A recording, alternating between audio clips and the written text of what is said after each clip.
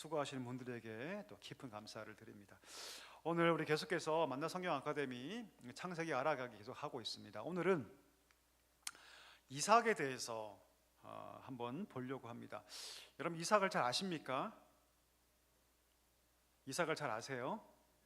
이삭의 이름의 뜻이 뭐라고 제가 말씀드렸죠? 웃음. 이삭의 이름의 뜻은 웃음입니다. 그렇죠? 여긴 두 가지 의미가 있죠. 첫 번째는 하나님께서 그에게 자녀를 약속하실 때 그들이 웃습니다. 비웃죠, 사실은요. 그 웃음은 사실 하나님의 약속을 믿지 못하는 불신앙의 웃음입니다. 그래서 하나님께서 그들의 신앙을 꼬집기 위해서 웃음이라는 뜻의 이삭의 이름을 지으셨고요. 두 번째는 말 그대로 하나님께서 그 백세의 그 아내 사라이가 몇 살이었죠, 여러분? 10살 아래였습니다. 90세면 나이가 많죠, 사실. 그렇죠? 보통 그때 임신할 수가 없습니다. 성경 보니까 이미 경수가 다 끊어졌다라고 얘기는 하는데 90세에 하나님께서 약속의 아들을 주셨기 때문에 웃을 수밖에 없죠. 그래서 그의 이름이 이삭입니다. 오늘 이삭에 대해서 함께 나눌 텐데요. 100세에 낳은 아들이라 너무나 귀한 아들입니다. 여러분 혹시 100세에 아들을 낳는다면 어떤 마음일까요? 제가 중학교에 있을 때 딸만 7인 사람이 있었습니다. 딸만 7. 제가 물어봤어요. 저희 교구 권사님이셨거든요. 신실하신 권사님이셨는데 아니 권사님 어쩌다가 이렇게 딸을 7을 낳으셨어요? 제가 그랬거든요. 어쩌다가 이유는 뻔하죠. 뭘 얻으려고? 아들을 얻으려고. 7째를 딱 임신했는데 7째는 아들인 줄 알았대요. 보니까 배가 처지고 그런 거 있더라고요. 민간 속설에 배가 아래가 무겁고 묵직하고 기타 등등. 자기는 7째가 아들이라고 굳건하게 믿고 있었는데 7째가 딸에서 더 이상 안 되겠다. 그래서 그 다음부터는 안 낳았다고 하시더라고요. 근데 그분이 뭐라 그러냐면 지금 생각해보니 딸 7을 낳은 게 천만다행이었다. 왜냐하면 그 딸 7이 제가 잘 아는데 다 효녀들이거든요. 너무 잘합니다. 너무너무 잘해요. 마치 서로 경쟁하듯이 부모에게 잘할 정도로 그런 딸들입니다. 너무너무 착하고 속안색이고. 권사님이 뭐라 그러시냐면 자기가 아들 7을 낳았으면 큰일 날 뻔했다 그러더라고요. 딸 7을 낳았으니 망정이지 하나같이 효도하고요 하나같이 정말 잘하더라, 너무 감사하다, 이런 말을 하더라고요. 100세의 아들을 낳는다는 것은 정말 이루 말할 수 없는 감격이겠죠. 그렇죠? 그래서 웃을 수밖에 없는, 그래서 그 이름이 이삭입니다. 21장에 보니까 하나님께서 하갈과 이스마엘을 철저하게 분리시켜 버리시죠. 이유가 뭘까요? 어떤 사람들은 좀 너무 매몰차다, 너무 가혹하다라고 하는데 그렇지 않습니다, 여러분. 이건 하나님의 언약의 관점에서 봐야 돼요. 약속의 아들이 아브라함의 유업을 받습니다. 아멘이시죠? 불신앙의 아들로 태어난 이스마엘이 조금이라도 아브라함의 유업을 받을 수가 없어요. 그건 받으면 안 됩니다. 왜요? 지금은 하나님께서 하나님의 그 언약의 그림을 그려가시기 때문에 그 언약을 누가 승계하느냐, 언약의 그 유업을 누가 승계하느냐 할 때 불신앙 가운데 몸종을 통해 태어난 이스마엘은 이만큼도 아브라함의 유업을 받으면 안 됩니다. 절대로. 그래서 하나님께서 이스마엘을 분리시킨 거예요. 그럼 이스마엘을 죽이십니까? 아니, 그렇지 않죠. 하나님 약속하시죠. 내가 널 보호하겠다. 부엘라 헤로이 기억하시죠, 여러분? 그래서 이스마엘도 하나님께서 보호하시고 그로 또 민족을 이루게 하시지만 그러나 언약의 유업만큼은 잊지 못하게 하세요. 그리고 언약의 유업만큼은 약속의 아들 이삭을 통해서 있게 하십니다. 22장에 보니까 우리 지난주 함께 나눴죠. 모리아산이 지금의 성전이 세워진 성전터죠. 거기 올라가는데 이삭이 묻죠. 하나님께 드릴 예물이 어디 있습니까? 짐승이 어디 있습니까? 그때 그의 아버지 아브라함이 뭐라고 얘기합니까? 하나님이 친히 준비하실 것이다. 실제로 하나님께 친히 준비하시고 먼 훗날 하나님께서 이 모리아산 위에 성전을 세우시죠. 그 모리아산에 준비하셨던 그 어린 양은 예표적 어린 양이고 나중에 그 산 위에서 예수님이 죽으심으로 성취되죠. 하나님이 친히 진짜 우리를 위해서 죽으실 어린 양을 성취적으로 준비하시고 이루어지게 되는 것이죠. 이게 어린 시절의 이삭입니다. 여러분, 이삭은 성품이 참 좋아요. 이따도 보겠지만 그의 아버지가 그를 결박하고 칼 들어 죽이려고 할 때 발부동 치지 않습니다. 가만히 있어요. 아버지와 함께 제사의 제물을 들고 갈 정도로 컸지만 10대 초반 정도로 보통 추측하는데, 여러분 10대 초반이면 부모에게 대들만 합니까? 하지 않습니까? 대들만 해요. 여러분, 남자아이들은요 7세만 돼도요 힘으로 제어를 할 수가 없습니다. 혹시 아십니까? 남자가 한 7, 8세만 돼도요 걔들을 힘으로 제어하는 거 정말 어려워요. 성인 남자를 할지라도. 아마 이삭이 막 뿔을 내거나 막 성질을 부렸으면 불가능했을 겁니다. 근데 이삭은요 아주 유순합니다. 순종적이고 부드러운 심성을 가지고 있다. 이따도 보겠지만 명백하게, 특히 우물 사건을 보면 그의 성품이 얼마나 온유했는가를 잘 드러내죠. 참 좋은 성품의 소유자가 바로 이삭이라고 할 수 있습니다. 자, 그가 꽤 늦은 시간까지 결혼하지 못하죠. 제가 지난주 말씀드렸죠. 왜 결혼이 늦었을까요? 인물이 좀 덜 떨어져서? 아니요, 그렇지 않습니다. 그의 어머니가 굉장히 미인이에요. 경국지색이라고 하죠. 그렇죠? 한 왕이 흠모할 정도로 사라는 굉장히 예뻤습니다. 그러니 여러분 짐작컨대 이삭도 잘생겼을까요? 못생겼을까요? 연예인들 자식들 보면 보통 잘생깁니까? 못생깁니까? 얼굴 다 뜯어고친 사람 말고 원래 예쁜 사람들 자식들 보면 똑같이 예쁘죠. 그렇죠? 아마도 여러분 이삭은 잘생겼을 것이 분명합니다. 그럼 아브라함은요? 아브라함과 그의 아내 사라가, 그렇죠?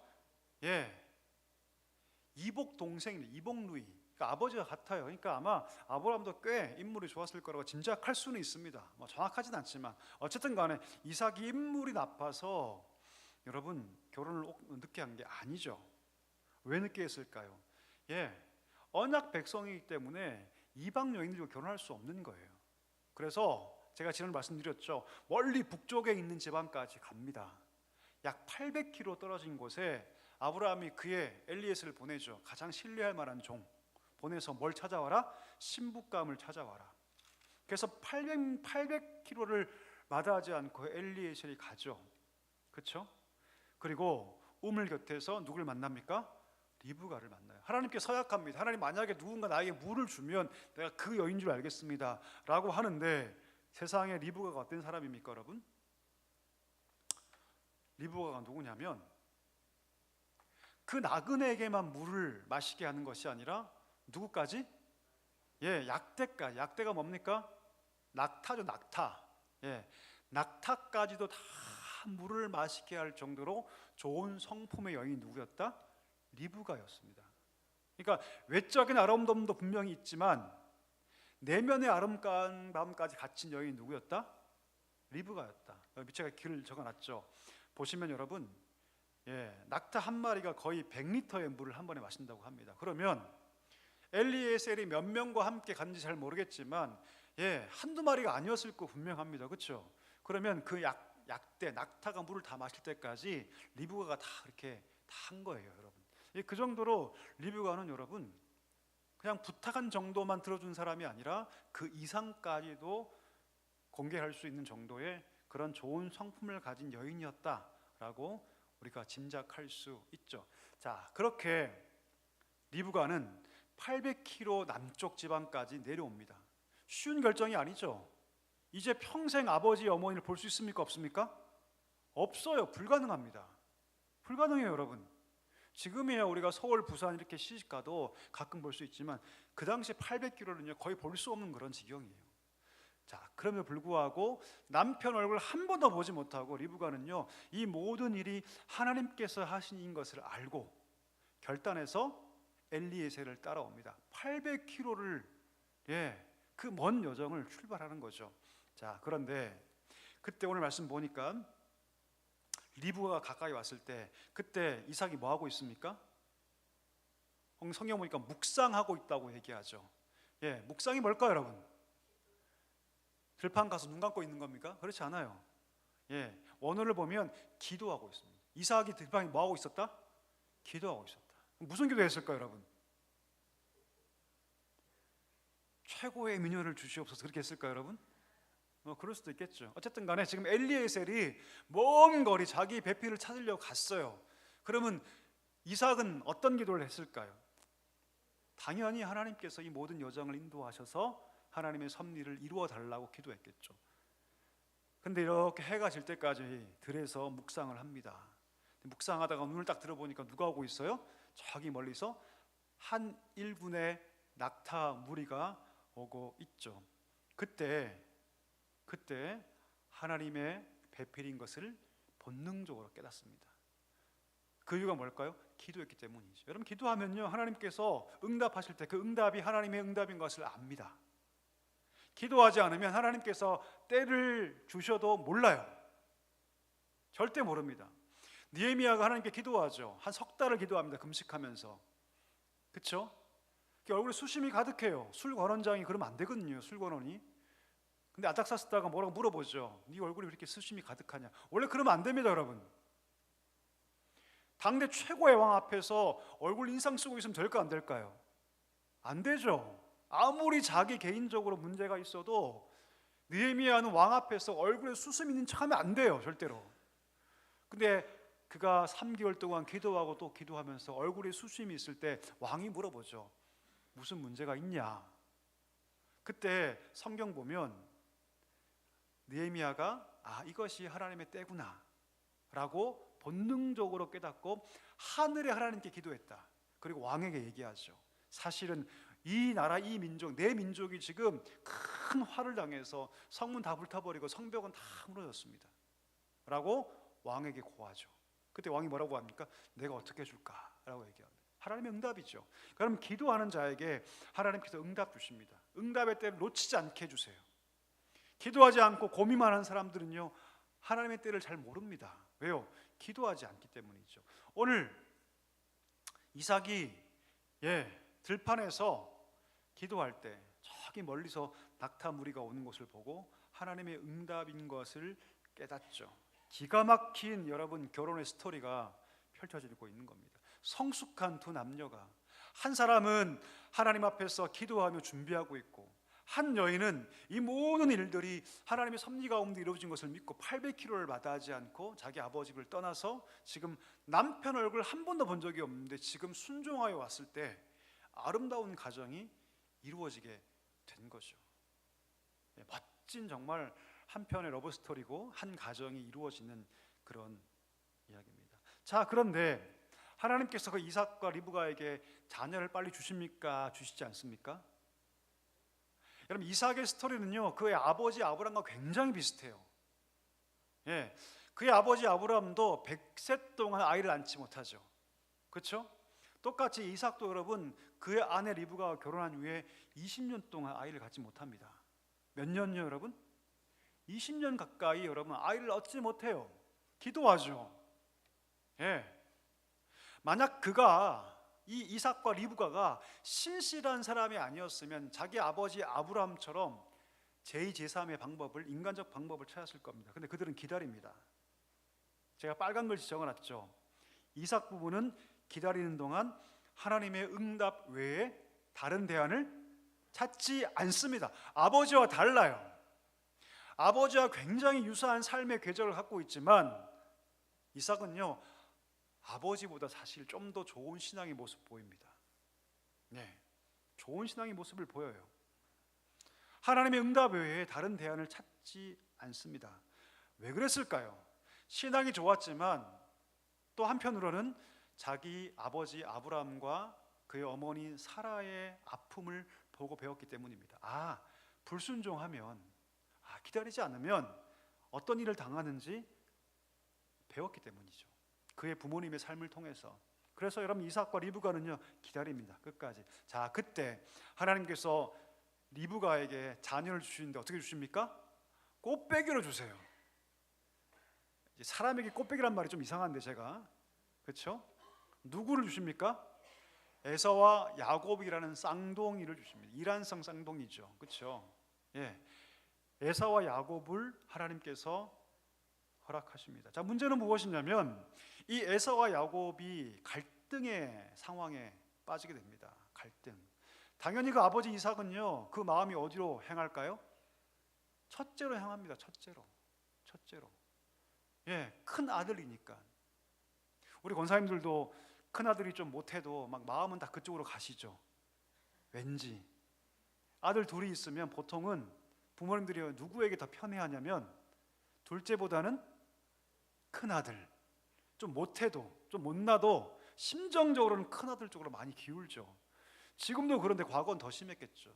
그리고 에사와 야곱이 여러분, 에사는요 기골이 장대하고 사냥에 능하고 남성적이고, 그렇죠? 힘이 있는 자예요. 그에 반해서 야곱은요 늘 어머니와 함께하고, 예, 유약하고 부드럽습니다. 그러니까 이삭의 입장에서는 당연히 누구를 편애합니까? 에서를 편애하죠. 그리고 아무리 쌍둥이지만 누가 처음 태어났어요? 에서가 처음 태어났거든요. 그러니까 당연히 이삭은요 에서를 편애할 수밖에 없죠. 에서가 아버지의 사랑을 더 많이 받으니까 당연히 리브가는 야곱을 편애할 수밖에 없어요. 어쩔 수 없습니다, 여러분. 아픈 손가락이니까요. 근데 문제는 이것이 깊어지니까 에서와 야곱이 싸우니까 이삭과 리브가도 약간 대결 국면이 되는 거죠. 그래서 가정 안에 뭐가 생기냐면 차별이 발생합니다. 갈등이 더 깊어지니까 차별이 발생하죠. 문제는 이것이 확대되기 시작합니다.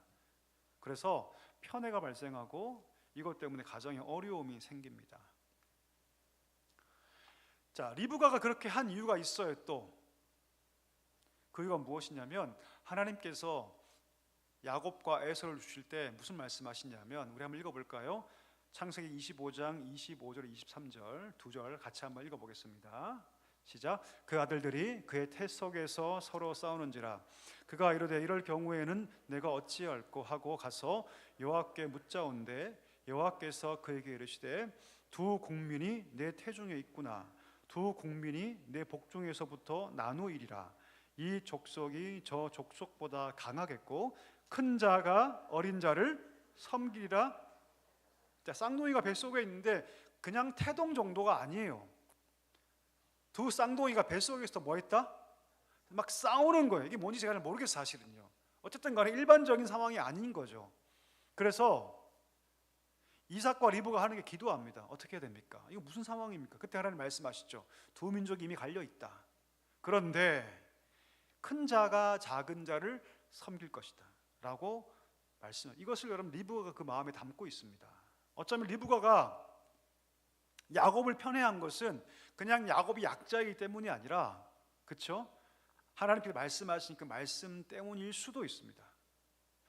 어쨌든 편애는 여러분 큰 문제를 낳죠, 그렇죠? 이 문제 때문에 결국 큰 문제가 발생하게 됩니다. 에서가 장자권을 가볍게 여기죠. 그리고 팥죽 한 그릇에 그 장자권을 어떻게 합니까? 팔죠. 아마 에서는요, 아유 내가 팥죽 하나 먹었다고 이게 없어지지 않겠어? 없어지지 않아. 우리 아버지가 인정하고 있고 엄마가 인정하고 있는데 내가 왜 이 팥죽 한 것 때문에 팔겠어? 쉽게 말하면 그는 이것이 별로 중요하지 않다고 여겼을 것 같아요. 예. 근데 실제로 이 사건이 벌어지죠. 여러분, 장자의 권리는요 전체 재산 중에 3분의 1을 물려받을 수 있는 권리가 있었습니다. 신명기 21장 17절 한번 읽어볼까요? 예, 제가 읽어보겠습니다. 반드시 그 미움을 받는 자의 아들을 장자로 인정하여 자기 소유에서 그에게는 두 몫을 줄 것이니 이는 자기의 기력의 시작이라 장자의 권리가 그에게 있음이니라. 예, 장자는 2배 이상을 받습니다.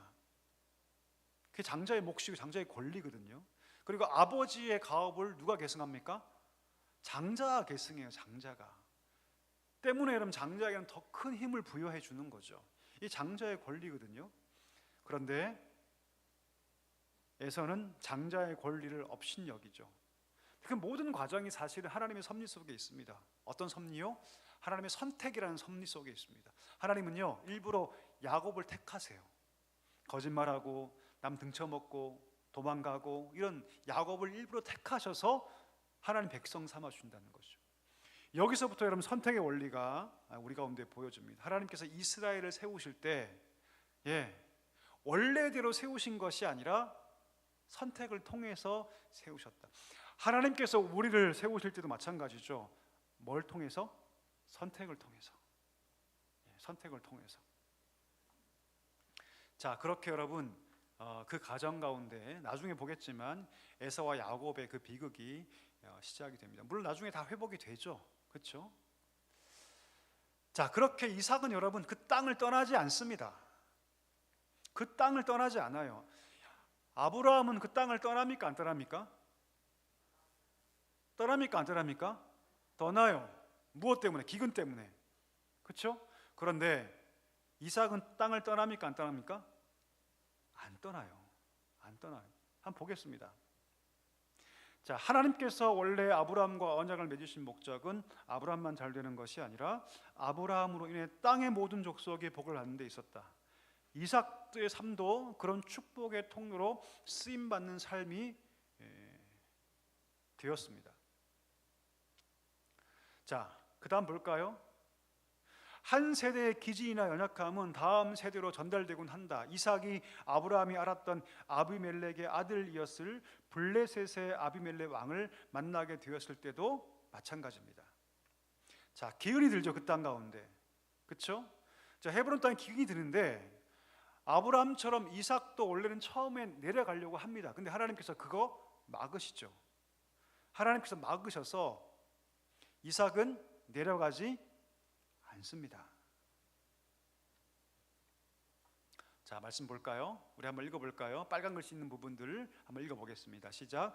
이 땅에 거류하면 내가 너와 함께 있어 내게 복을 주고 내가 이 모든 땅을 너와 네 자손에게 주리라. 내가 내 아버지 아브라함에게 맹세한 것을 이루어 내 자손을 하늘의 별과 같이 번성하게 하며 이 모든 땅을 내 자손에게 주리니 내 자손을 말미암아 천하 만민이 복을 받으리라. 자, 기근이 심각하게 찾아옵니다. 그때 하나님 뭐라 말씀하시냐면 너희가 이 땅에 거주하면 이 땅을 내가 너희에게 줄 것이다. 그 약속을 이룰 것이다. 하나님께서 말씀하세요. 이 말씀을 이삭이 어떻게 반응했을까요? 예, 믿음으로 반응합니다. 그리고 그 기근 속에서 떠나지 않죠. 떠나지 않는데 살짝 내려오긴 해요. 어디까지 내려오냐면 그랄 지방까지 내려오긴 합니다. 애굽까지 가지 않고 여러분 그랄 지방까지 내려오는데 문제는 여러분 이 그랄 왕 아비멜렉이 이삭의 아내 리브가가 너무 이쁘니까 혹시 그 왕이 혹은 그 주위에 유력한 사람이 자기 아내를 취할까 봐 이삭도 그의 아버지처럼 자기 아내 리브가를 누이로 속이죠. 누이로 속입니다. 근데 하나님께서 어떻게 해요?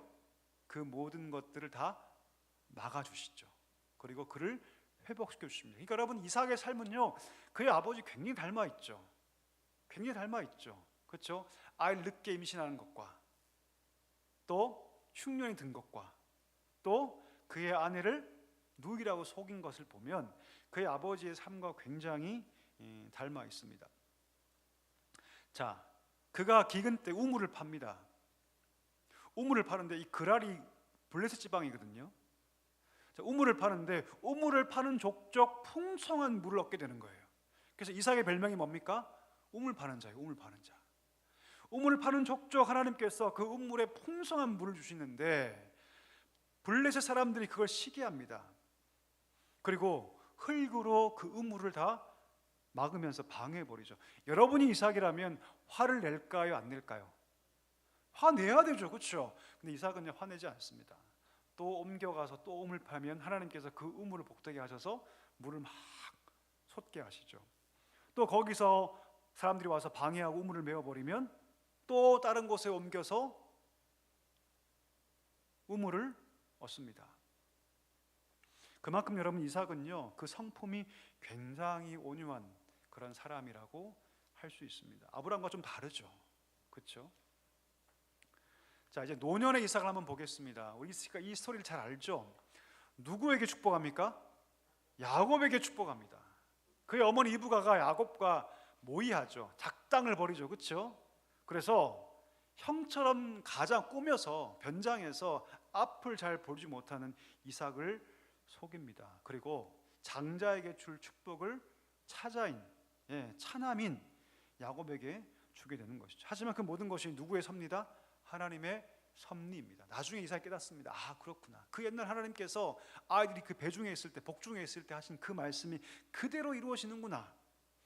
그래서 에서가 막 와서 막 난리를 칠 때 그가 했던 축복을 물리지 않습니다. 돌이키지 않아요. 이거 하나님 뜻이다 라고 하고 못 박아 버리죠. 자, 에서가 분노에 빠집니다. 그리고 그 동생을 죽이려고 하죠. 그때 리브가 꾀를 냅니다. 그리고 어디를 보냅니까? 북쪽에 있는 바단 아람까지 그 야곱을 보내고, 우리가 알듯이 거기서 20년 동안 야곱이 살게 됩니다. 에서는 분노하겠죠. 그리고 에서는 말 그대로 복수의 칼날을 갈게 됩니다. 다음 주에 보겠지만 야곱의 삶을 볼 텐데, 다행히도 하나님께서 브니엘 그게 나타나셔서 이 동생 야곱과 형 에서의 모든 갈등을 다 풀어 주시죠. 이삭이 몇 살에 죽을까요, 여러분? 몇 살에 죽을까요? 180세에 죽습니다. 그럼 어디 장사되었을까요? 제가 지난주 말씀드렸죠. 지지난주에 막벨라 굴을 사는데 아브라함과 그의 아내 사라, 그 다음에 이삭과 누구? 리브가, 또 야곱과 라헬이 아니라 누가 들어갑니까? 그 굴에 레아가 들어가죠. 라헬은 여러분 길거리에서 죽습니다. 말 그대로 길거리에서 죽어요, 진짜로. 막벨라 굴은 여러분 두 가지 굴, 쌍굴, 그렇죠. 그래서 제가 했던 기억하시죠? 그래서 3명 정도, 3가정이 충분히 장사할 정도의 그런 큰 2개의 굴로 형성된, 그래서 막벨라 굴이라고 얘기를 하죠. 막벨라 굴을 산 이유가 무엇입니까? 그 땅이 하나님께 주신 땅을 믿었기 때문이죠. 나중에 요셉도 애굽에 내려가서 유언할 때 뭐라고 합니까? 내 시체를 여기 두지 말고 내 시체를 들고 가서 어디 장사하라? 막벨라 굴에 장사하라고 유언하지 않습니까? 요셉도 그렇게 말을 합니다. 자, 오늘 여기까지 하겠습니다. 오늘 이삭의 삶을 쭉 봤는데, 이삭은 여러분 그의 아버지 아브라함과 굉장히 비슷한 삶의 궤적을 가지고 있지만, 그러나 아버지보다 사실 조금 뛰어나요. 성품도 굉장히 온유합니다. 그리고 그의 시작과 마지막이 철저하게 믿음으로 이렇게 나아가는 것을 보게 됩니다.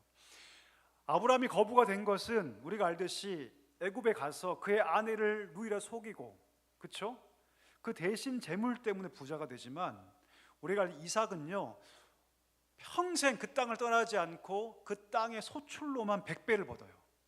100배. 성경 보니까 그 땅의 소출로만 몇 배? 100배. 굉장히 부러우시죠, 여러분? 이삭은 여러분 아브라함처럼 자기 아버지처럼 거짓말해서 그 왕이 준 재물로 부자가 되지 않습니다. 이삭은 여러분 성실하게 그 약속의 땅을 떠나지 않고, 우물이 뺏기면 막 전쟁하고 막 화내지 않고 또 다른 곳에 가서 우물을 또 길고 우물을 또 파고 아주 온유하게 하나님 약속 붙잡고 그 땅에서 계속 살면서 그 땅의 소출로만 100배를 얻는 축복을 얻게 되죠. 이삭은 굉장히 모범적입니다. 굉장히 모범적이고요. 이삭의 삶은 여러분 우리의 굉장히 모범입니다. 그래서 여러분 이삭을 예수님의 예표라고도 얘기를 합니다. 약속의 아들이기 때문에. 자, 다음 주에는 또 야곱의 삶을 볼 겁니다. 야곱의 인생을 우리가 너무너무 잘 알아요, 사실요. 그렇죠? 눈 딱 감고도 다 알 수 있는 그런 게 야곱의 삶이긴 한데, 한번 정리하면서 다음 주는 진행하도록 하겠습니다. 우리 기도하고 마치겠습니다.